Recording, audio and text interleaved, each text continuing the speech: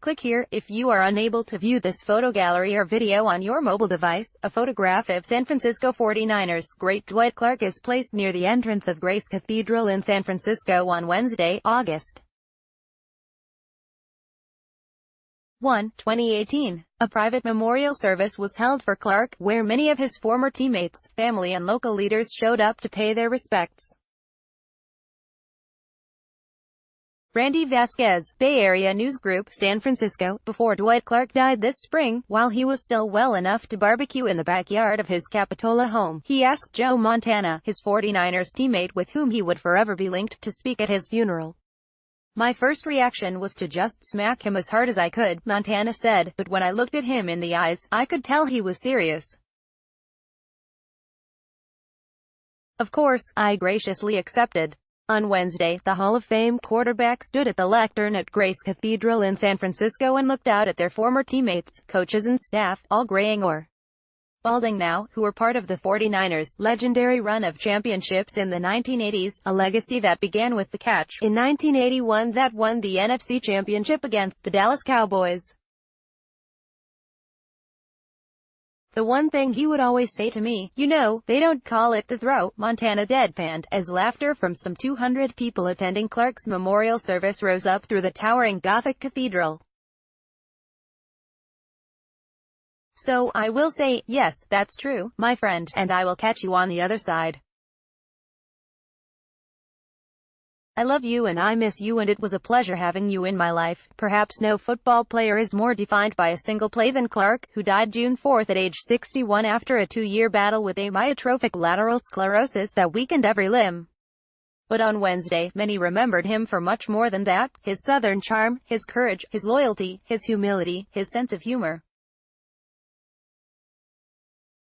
Dwight had every gift but enough years on this earth. Eddie DeBartolo, the 49ers team owner during the glory years, told the crowd that filled the pews. There were hugs and tears and laughs among this family of men on Wednesday, all who had received personal invitations to the private service, including the great names of the era: Ronnie Lott, Jerry Rice, Steve Young, Roger Craig. NFL Hall of Fame member Ronnie Lott, center, was one of many former teammates of San Francisco 49ers great Dwight Clark who attended a private memorial service at Grace Cathedral in San Francisco on Wednesday, August 1, 2018.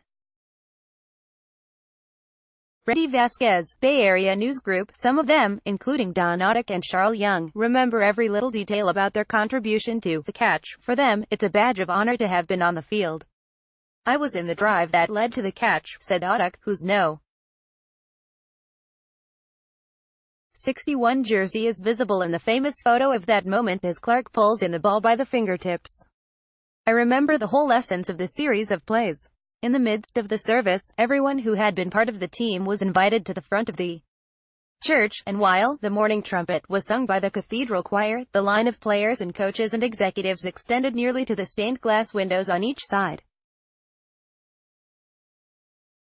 There was also an acknowledgement of what the 49ers meant to San Francisco in the 1980s, when the city was in the midst of the AIDS epidemic and recovering from the tragedies of the People's Temple mass suicide in Jonestown, Guyana, and the assassinations of Mayor George Moscone and Supervisor Harvey Milk.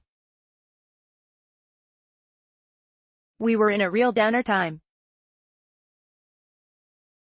It was darkness and gloom," said Frank Jordan, San Francisco's mayor in the 1990s and former police chief, who had also come to pay his respects.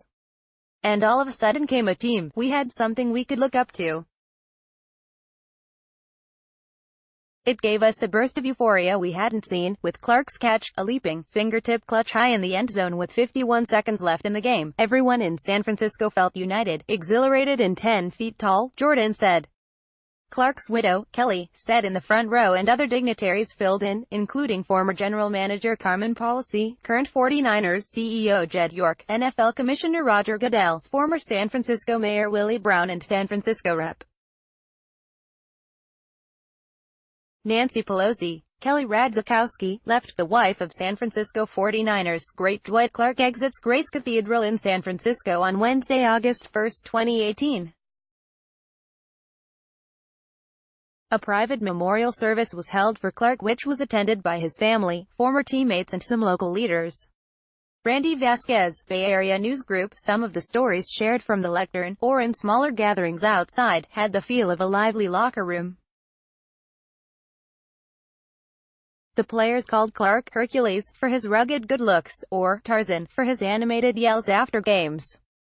They joked that he was a Joe Namath wannabe for famously wearing a coyote fur coat during the first Super Bowl parade. Montana, who was drafted in 1979 with Clark, said watching his ex-teammate kind of dwindle away and become a shadow of himself was painful. "I tried to make him laugh as much as I could," Montana said. During training camp one season, he remembered the two of them, as a prank, locking up all the players' bikes with a giant chain. When Montana suffered a concussion during an away game and couldn't return home immediately, Clark asked if he could stay and make sure I was okay. "I think he found out we were staying at the Waldorf and staying in Mr. DeBartolo's suite," Montana added. "Maybe he was looking for a free meal." At a reception later, Huey Lewis, a San Francisco rock legend whose 1980s hits became the soundtrack for the 49ers' Golden Age, told the story of inviting Montana, Lott and Clark to join him for a recording session of Hip to Be Square. "Anyone who listens to the recording," Lewis said, "will hear Dwight's voice in the final lyric, singing Hip to Be Square." Huey Lewis left talks to a group of people after a private memorial service for San Francisco 49ers great Dwight Clark at Grace Cathedral in San Francisco on Wednesday, August 1, 2018, Randy Vasquez, Bay Area News Group. "I should have had him sing more of the song because he sung it better than I did," Lewis said. Perhaps the most emotional speech came from DeBartolo, who took a deep breath before he began. Famous for taking care of his players in sickness and in health, DeBartolo was 32 when he took over the 49ers. He asked Clark and Montana to consider him a big brother and call him Eddie, but Dwight always insisted on calling me boss. He told the story of negotiating the contracts of both players at his home in Youngstown, Ohio, without their agents. Carmen Policy, who was the team president, didn't like the idea, but went along with it, he said. "That night, Dwight, Joe and I shot pool and drank tequila, probably way more than we should have," DeBartolo said. "Well, I got the deals done." At breakfast the next morning, DeBartolo told Policy he was paying Montana $1 million and Clark $500,000. When Policy asked what happened, "All I could say was, they won." Then Carmen's jaw dropped when he saw Dwight drive off to Carolina in my brand new silver Ferrari, he said. DeBartolo keeps a picture of the catch twosome at his Montana ranch. Montana signed it, "Thanks $1 million," and Clark signed it, "Thanks $500,000. Family, local leaders and some former NFL players attend a private memorial service for San Francisco 49ers great Dwight Clark at Grace Cathedral in San Francisco on Wednesday, August 1, 2018. Former 49ers owner Eddie DeBartolo, center, is joined by former players, Joe Montana, to DeBartolo's right, and to his left, Jerry Rice, Roger Craig and Dwight Hicks, among others, during the service.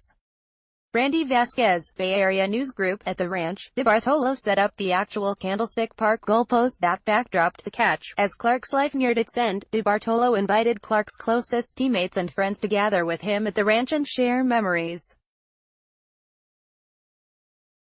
Clark wheeled himself out of the barn to the goalposts where they gathered for a final photo.